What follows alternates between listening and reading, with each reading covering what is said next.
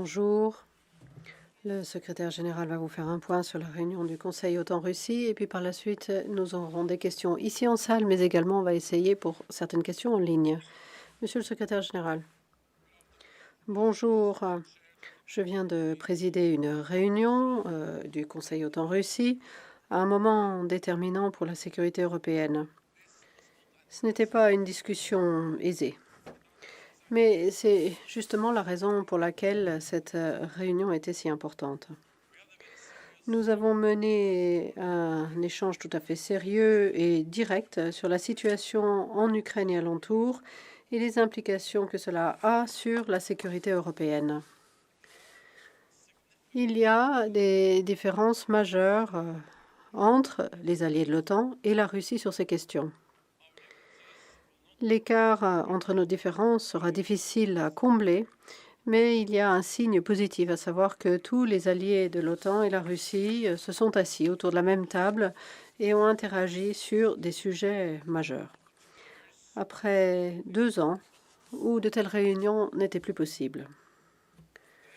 Aujourd'hui, la Russie a proposé ou mis en avant les propositions qu'elle avait publiées en décembre et est revenue sur ses préoccupations sécuritaires. Cela incluait ces demandes d'arrêter d'admettre de nouveaux membres au sein de l'OTAN et de retirer les forces sur les territoires alliés. Les alliés, de leur côté, ont rappelé la politique de la porte ouverte de l'OTAN et le droit de chaque pays à décider de ses propres arrangements sécuritaires. Les alliés ont été très clairs, à savoir qu'ils n'allaient pas renoncer à leur capacité à se protéger et se défendre les uns des autres, et cela inclut avec la présence de troupes dans la partie est de l'Alliance. Simultanément, à la fois la Russie et les alliés de l'OTAN ont exprimé ce besoin de reprendre le dialogue et d'explorer un calendrier de réunions à venir. Les alliés de l'OTAN sont prêts à se réunir à nouveau avec la Russie afin de mener des débats, et ce dans plus de détails, afin de mettre sur la table des propositions concrètes et d'essayer d'obtenir des résultats constructifs. Et notamment, les alliés voudraient pouvoir débattre de manière concrète d'augmenter la transparence des exercices militaires, d'empêcher les incidents militaires dangereux et également réduire les menaces cyber et spatiales. Les alliés également ont proposé d'examiner la maîtrise des armements, le désarmement et la non-prolifération. Cela inclut la possibilité de revenir sur des limites réciproques concernant les missiles et également de revenir sur les politiques nucléaires. Sur les lignes de communication, les alliés se sont intéressés par la possibilité de voir comment améliorer les canaux de communication civils et militaires et également la possibilité de rétablir nos différents bureaux à Moscou et à Bruxelles. Les alliés de l'OTAN sont lucides quant aux perspectives d'avancer dans ces pourparlers. Ils ont exprimé des préoccupations graves quant au renforcement militaire russe en Ukraine et alentour et en ont appelé à la Russie à se livrer à une désescalade immédiate de cette situation et à respecter la souveraineté et l'intégrité territoriale de ses voisins. Ils en ont également appelé la Russie à ne pas se livrer à une posture de force agressive et à toute activité dirigée contre les alliés et à respecter toutes ses obligations et engagements internationaux. Cela signifie que, ou tout ceci signifie que notre dialogue est difficile, mais encore plus nécessaire. Les alliés de l'OTAN ont souligné qu'ils se livraient à tous les efforts nécessaires pour dégager une issue politique. Je me félicite également des consultations bilatérales entre les États-Unis et la Russie et la réunion demain de l'OSCE. Il s'agit là d'occasion pour une interaction constructive qui ne devrait pas être ratée, ce pour servir la sécurité en Europe. Je suis prêt à entendre vos questions. CNN in the third row center. CNN.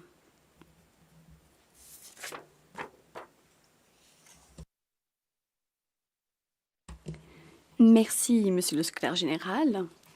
Ces discussions ont duré longtemps ce matin Pour quelles raisons les discussions étaient-elles aussi prolongées? Les Alliés ont rejeté la demande de l'OTAN relative à une éventuelle adhésion de la Russie, relative à une éventuelle adhésion de l'Ukraine à l'OTAN. Mais est-ce que vous reconnaissez qu'il existe aussi des divergences de vues entre alliés sur ce sujet? Réponse. Nous nous sommes concentrés sur les discussions en Ukraine et alentour, et les Alliés ont fait part de leurs préoccupations relatives à la montée en puissance militaire russe près des frontières ukrainiennes.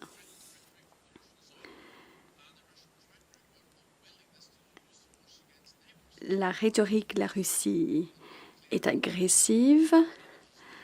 La Russie a de sérieux antécédents en la matière. Donc, nous avons raison d'être inquiets et nous restons lucides. Mais la réunion fut utile. Lorsque les tensions sont fortes, il est d'autant plus important pour nous de nous réunir tous, de nous asseoir autour d'une même table pour débattre des questions qui nous préoccupent. S'agissant des perspectives d'adhésion et de la politique de la porte ouverte de l'OTAN, tous les alliés sont d'accord sur le principe fondamental selon lequel chaque pays est libre de choisir sa propre voie. Ce principe est inscrit dans de nombreux documents qui constituent le fondement même, le socle de la sécurité européenne. Les Alliés sont donc d'accord pour dire que seule l'Ukraine et les 30 alliés peuvent décider si l'Ukraine est prête ou non de devenir membre de l'OTAN. Personne d'autre n'a voix au chapitre et la Russie n'a pas de droit de veto s'agissant d'une éventuelle adhésion de l'Ukraine à l'OTAN. Les Alliés sont prêts à soutenir l'Ukraine, à mener à bien des réformes, à moderniser ses forces armées pour les mettre en conformité avec les normes OTAN. Mais in fine, il appartient aux Alliés et à l'Ukraine de décider de son éventuelle adhésion. Merci, TASS. Merci beaucoup de l'agence TASS. Monsieur le secrétaire général, il semblerait que vous ayez fait des progrès légers dans le domaine de la réduction des risques. Est-ce que vous considérez qu'il pourrait être envisageable à l'avenir d'introduire de nouvelles restrictions sur la présence de systèmes de missiles offensifs en Europe? Les alliés de l'OTAN ont indiqué dans la réunion qu'ils étaient prêts à prévoir un calendrier de réunion pour aborder différents sujets, dont les missiles, avec des restrictions vérifiables, réciproques sur les systèmes de missiles en Europe. La partie russe a fait savoir qu'elle n'était pas prête à donner son accord aujourd'hui à un tel calendrier de réunion. Je crois que vous devriez demander à la partie russe de préciser sa position. Mais je suis heureux de dire qu'ils étaient favorables à un dialogue. Les alliés sont prêts à mettre sur la table des propositions concrètes et à discuter de la réduction des risques, la transparence, la maîtrise des armements et de restrictions vérifiables sur les missiles. Mais permettez-moi d'ajouter que si nous nous trouvons dans cette situation, c'est parce que la Russie a enfreint le traité FNI. Nous avions une interdiction, nous avions un traité qui interdisait les missiles à portée intermédiaire, qu'ils soient conventionnels, duo ou nucléaires. C'était l'une des pierres angulaires de la maîtrise des armements. Or, la Russie a déployé des missiles en Europe et a bafoué les dispositions de ce traité. Si nous nous retrouvons dans cette situation, c'est donc parce que le traité qui interdit tous les systèmes de missiles à portée intermédiaire a disparu. Ce traité n'est plus parce que la Russie l'a violé à maintes reprises en installant des missiles contrairement aux dispositions du traité. Alors nous sommes prêts à revenir à la table de négociation, nous sommes partisans de la maîtrise des armements. Je sais qu'il peut être possible de trouver des accords, mais alors il faudra des restrictions équilibrées sur les différents systèmes. Merci. Bonjour. Il semblerait que si la Russie menace la sécurité européenne aujourd'hui, c'est pour détourner l'attention de son non-respect du droit international qui implique notamment l'occupation de la Crimée, l'occupation de certaines régions dans le Donbass et une présence militaire en Moldavie et en Géorgie. Je voudrais vous demander si les alliés sont unis sur ces dossiers. Est-ce qu'ils vont poursuivre leurs efforts en vue de résoudre ces conflits? Autre question, la Russie exige des garanties de la part de l'OTAN et des États-Unis, mais quelles garanties l'OTAN souhaiterait-elle obtenir de la Russie en matière de sécurité? La Russie dispose de forces militaires en Géorgie, en Ukraine, en Crimée et en République de Moldova. Ces forces sont présentes sans le consentement des gouvernements dans ces pays. Elles n'y ont jamais été invitées, elles ne sont pas les bienvenues. Les Alliés ont appelé la Russie à retirer ses forces et à respecter l'intégrité territoriale et la souveraineté de la Géorgie, de l'Ukraine et de la République de Moldova. Ce sont là des principes fondamentaux. Les frontières de chaque pays doivent être respectées. Il en va de la sécurité en Europe. L'OTAN a entamé un dialogue avec la Russie, mais nous n'allons pas transiger sur nos principes de base, nous n'allons pas transiger sur la souveraineté et l'intégrité territoriale de tous les pays européens, et nous n'allons pas transiger non plus sur le droit qu'ont chaque pays de choisir leur propre voie et leurs propres engagements de sécurité. Et nous n'allons pas non plus transiger sur le droit qu'ont les alliés de se protéger et se défendre contre eux. Aujourd'hui, les Alliés ont soulevé avec la Russie un grand nombre de questions. L'accent a été mis sur l'Ukraine et les incidences de la situation actuelle sur la sécurité européenne. Nous sommes préoccupés par la montée en puissance militaire en Ukraine et alentour, et cette montée en puissance se poursuit. Nous avons déjà vu ce genre de scénario. La Russie a déjà recouru à la force à l'encontre de différents pays et la Russie a également mené des cyberattaques contre différents pays. Nous avons vu le recours à des armes chimiques sur le territoire européen et nous avons également vu la Russie sévir contre l'opposition démocratique en Russie même. Donc, l'OTAN participe au dialogue en bonne foi. Nous sommes prêts à discuter des questions de fond. Nous sommes prêts à adresser à la Russie des propositions concrètes. Mais en même temps, nous devons nous préparer à ce que la Russie opte plutôt pour la confrontation. Nous avons donc rappelé que tout recours à la force à l'encontre de l'Ukraine constituerait une erreur stratégique grave de la part de la Russie et entraînerait des conséquences graves. La Russie aura à payer un prix fort. Politico. Merci beaucoup, Monsieur le Secrétaire général.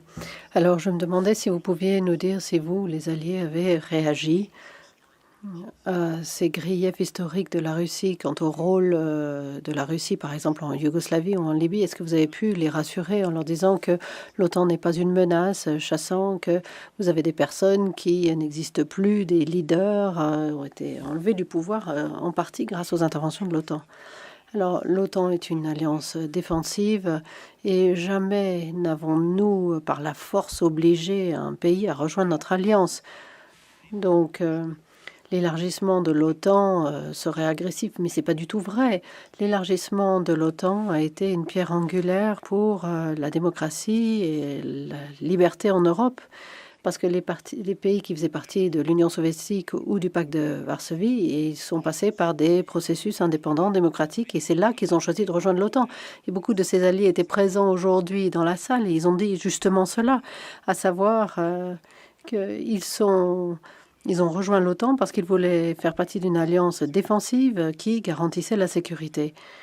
Et puis, plusieurs pays qui font partie de l'ancienne Yougoslavie ont dit très clairement que la Yougoslavie s'est effondrée non pas à cause de l'OTAN, mais qu'il y avait des raisons internes à cela, expliquant cet effondrement. L'OTAN est intervenue bien plus tard, et ce, fort d'un mandat des Nations Unies pour mettre fin aux atrocités en Bosnie-Herzégovine. Donc toute cette idée que l'OTAN a utilisé la force militaire pour modifier les frontières dans les Balkans, c'est faux. Et les frontières de l'ancienne Yougoslavie ont changé à cause de raisons intérieures à l'ancienne Yougoslavie. Et on avait d'ailleurs plusieurs pays, le Monténégro, la Croatie, la Slovénie, qui justement, à la table, ont dit cela. Et ils savent très très bien que ce n'était pas l'OTAN, mais plutôt des conflits internes au sein de la Yougoslavie qui ont abouti à cet effondrement.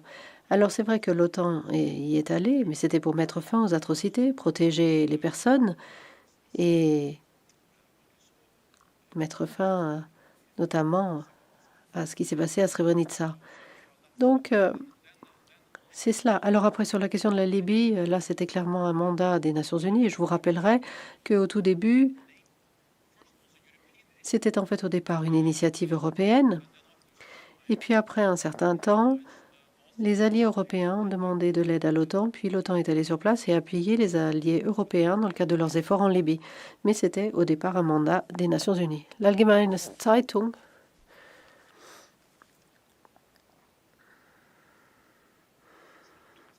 Merci beaucoup. Monsieur le secrétaire général, j'aurais deux questions qui sont liées. Tout d'abord, vous avez dit qu'aujourd'hui la Russie n'a pas pu agréer un calendrier de nouvelles réunions. Mais est-ce que vous avez eu un engagement de principe, à savoir que les pourparlers dans ce cadre-là, c'est-à-dire le NRC, pourront continuer? Donc ça, c'est ma première question. Et deuxième question, pour finalement passer des discussions et des pourparlers, comme vous-même vous les avez décrits aujourd'hui, pour passer donc de cela aux négociations, est-ce que la Russie devrait pour ce faire mener cette désescalade comme condition préalable du point de vue des alliés, c'est-à-dire retirer les troupes avant que des négociations puissent commencer? Moi, j'ai proposé quelque chose, les alliés m'ont appuyé, c'est-à-dire l'idée d'avoir tout un ensemble de réunions qui permettent d'aborder tout un ensemble de questions, la maîtrise d'armement, les missiles, la réduction de risques, etc.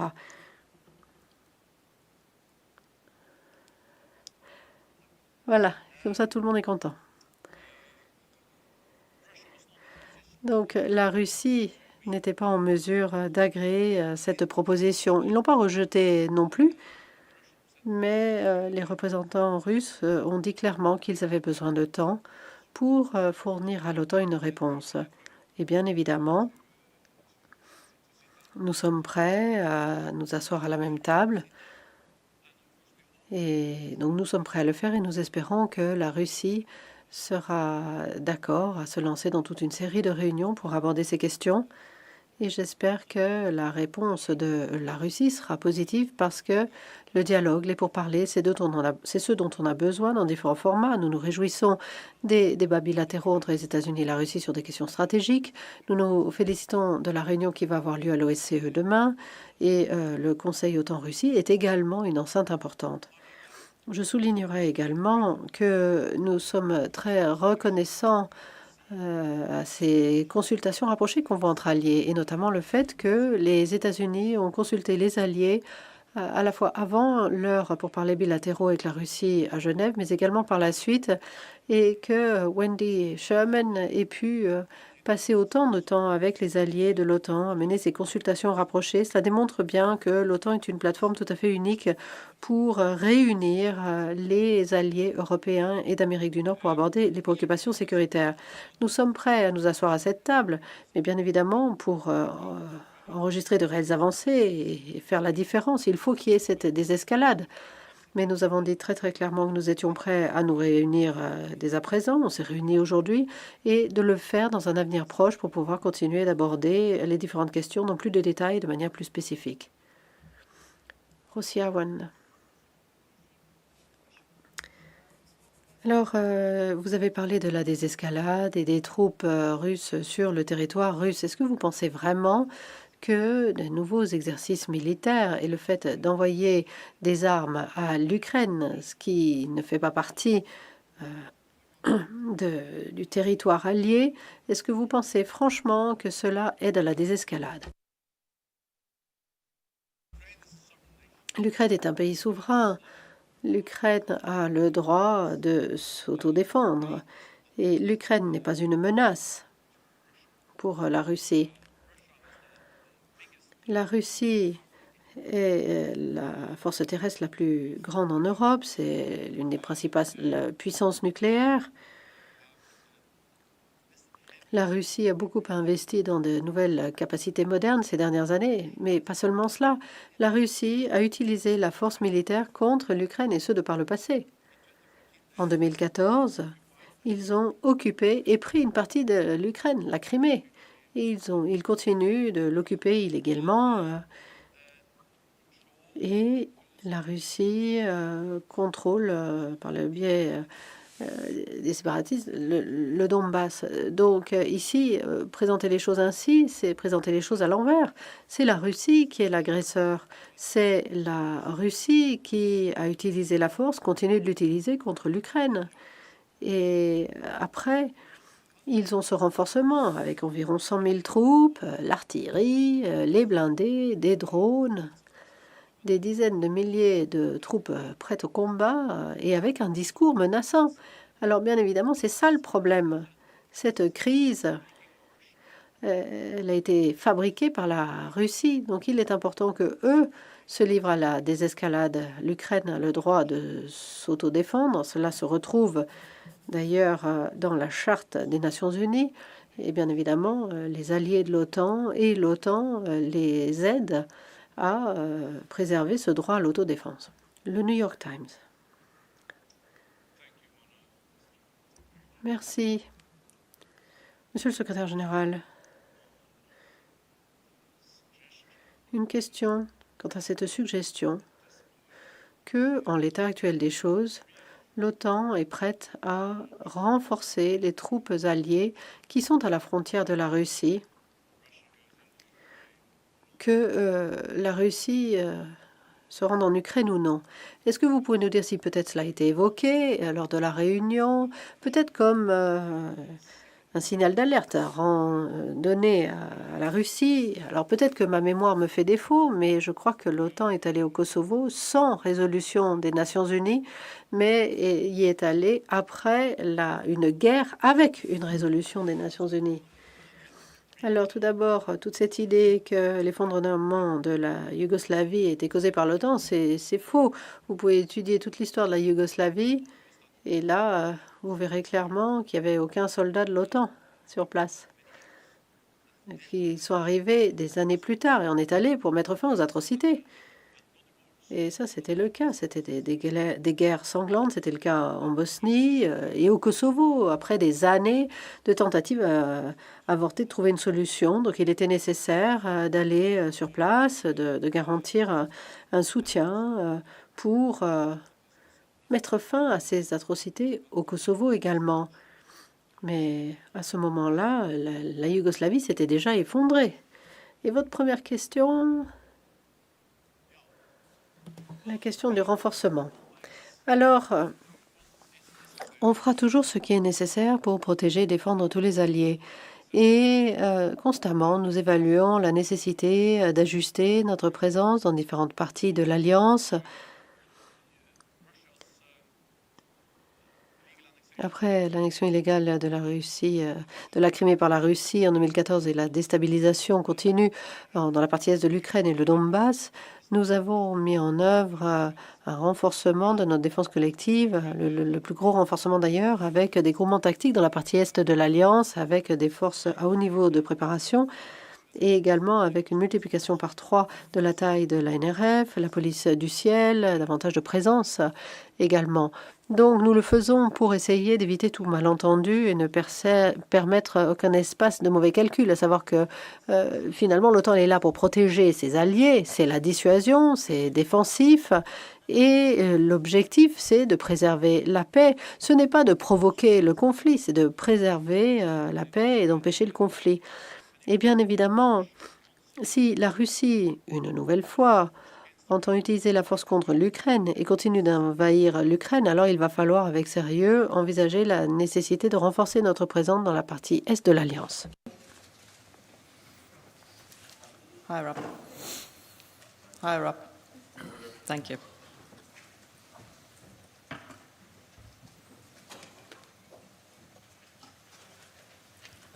Yes, thank you. Merci, Monsieur le Secrétaire général. Hier, l'ambassadrice américaine a réitéré ce que vous venez de dire, à savoir que la politique de la porte ouverte de l'OTAN est intangible. Est-ce que vous pensez qu'il est plus ou moins probable que l'on puisse éviter une escalade sans remettre cette politique en question? Est-ce qu'il est possible d'aller plus loin? Il sera possible d'aller plus loin si la Russie est prête à négocier et à trouver une solution politique.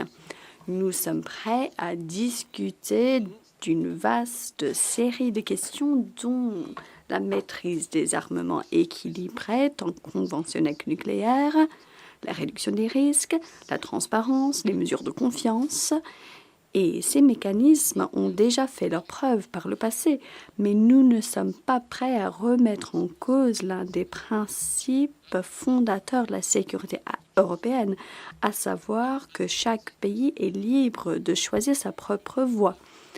Et il est intéressant de constater que des pays tels que la Finlande et la Suède, qui ne sont pas candidates à l'adhésion de l'OTAN, sont très clairs là-dessus.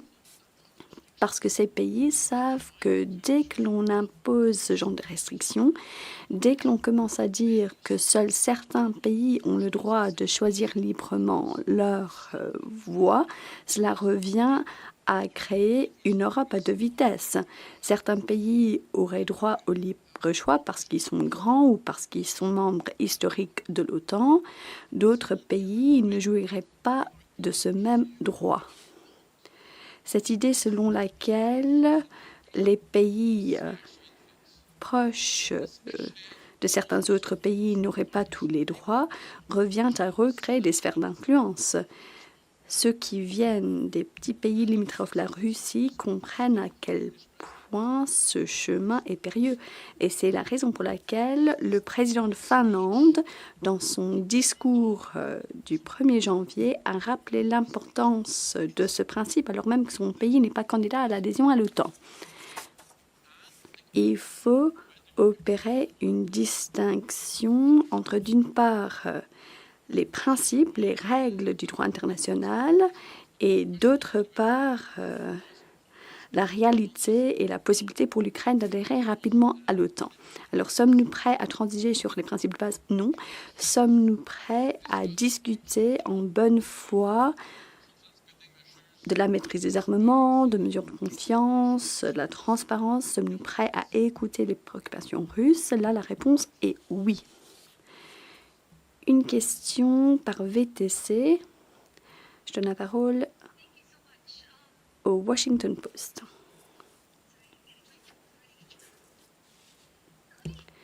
Merci beaucoup.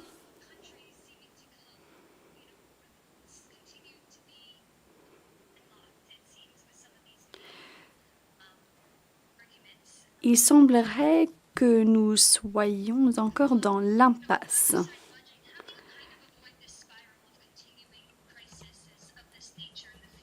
Les deux parties campent sur leur position. Alors, comment éviter ce genre de discussion à l'avenir? Sommes-nous là dans une spirale, dans un processus interminable? Je ne pense pas que ces discussions seront interminables. Pour sortir de cette crise, il suffit à la Russie de procéder à une désescalade. Si nous sommes ici, si nous connaissons la crise actuelle, c'est parce que la Russie a renforcé sa présence militaire en Ukraine et alentour, et que ce renforcement a été accompagné d'un discours agressif selon lequel des mesures militaro-techniques seraient prises à moins que ces conditions ne soient acceptées. Donc, pour désamorcer les tensions actuelles, il suffit de procéder à une désescalade. Plus globalement, je rappelle que l'OTAN a une approche double vis-à-vis de l'OTAN. Nous devons rester fermes, unis, solidaires, et nous le sommes en tant qu'alliés, mais nous devons en même temps rester prêts à participer à un dialogue substantiel avec la Russie. La Russie est notre voisine. Nous devons nous retrouver pour discuter de nos préoccupations de sécurité ensemble. Et nous l'avons déjà fait pour le passé. Nous avons conclu des accords sur la maîtrise des armements après la fin de la guerre froide. Nous avons fait de grands progrès ensemble.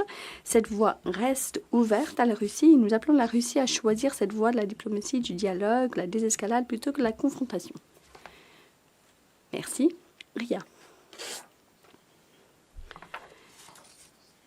Monsieur le secrétaire général, bonjour.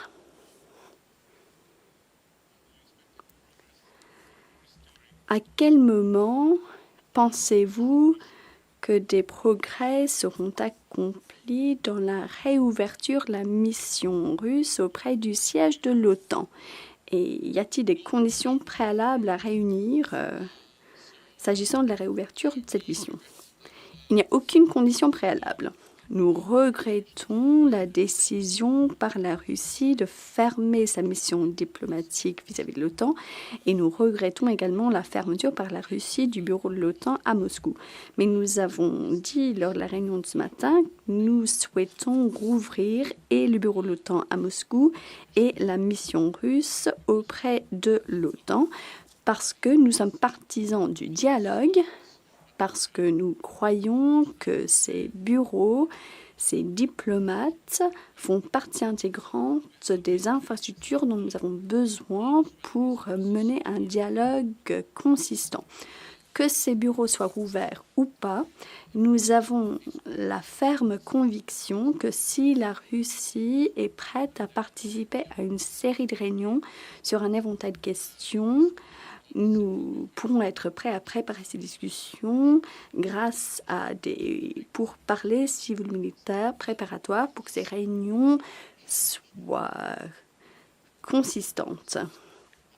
Cette tâche sera simplifiée si les deux bureaux mentionnés sont rouverts, mais nous pourrons faire ce travail même sans ces différents bureaux. Merci. Bonjour. Vous avez dit que si ces discussions venaient à échouer, l'OTAN serait prête à un nouveau conflit armé. Vous avez assisté aux discussions de ce matin. Quel est votre sentiment? Sommes-nous proches d'un nouveau conflit armé? Le risque d'un nouveau conflit armé en Europe est réel. C'est la raison pour laquelle cette réunion et les autres réunions prévues cette semaine sont si importantes, parce que nous allons faire tout notre possible pour éviter un nouveau conflit armé.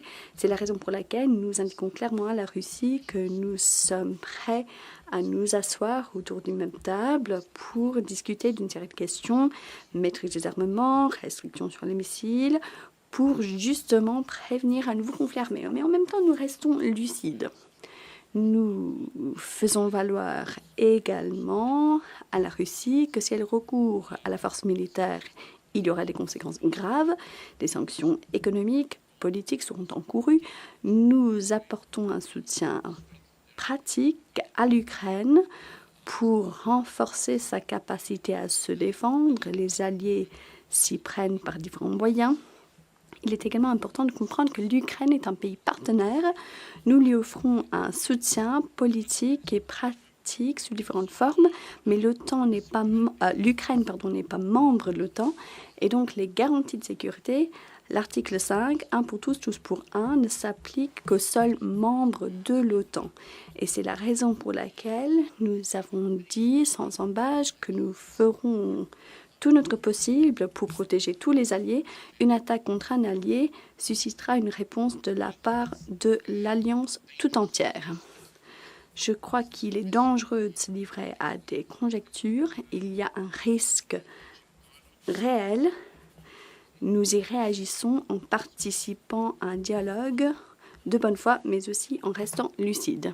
Merci, Associated Press.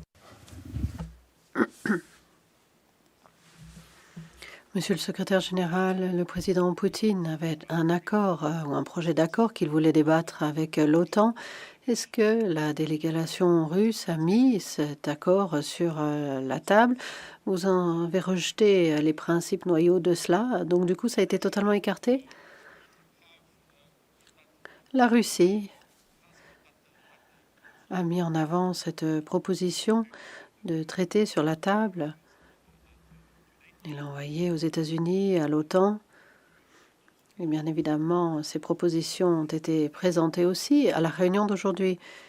Et eux ont essayé de défendre ces propositions. Les alliés ont dit très clairement qu'ils étaient ouverts au dialogue. On peut débattre de beaucoup de questions, mais on ne peut pas débattre de principes fondamentaux, comme par exemple la liberté de choisir votre propre cheminement, notamment en termes d'arrangements sécuritaires, ce à quoi certains pays d'Europe veulent participer, et de défendre tous les alliés, notamment les alliés à l'Est. Mais là, à nouveau, il est possible de se mettre d'accord sur une maîtrise des armements vérifiable, quelque chose qui soit équilibré sur les missiles, tout ce qui est conventionnel, tout ce qui est nucléaire, tous les autres domaines. Et ça, on l'a dit aussi très clairement. Je vous remercie. Nous en avons terminé avec cette conférence de presse. Merci beaucoup.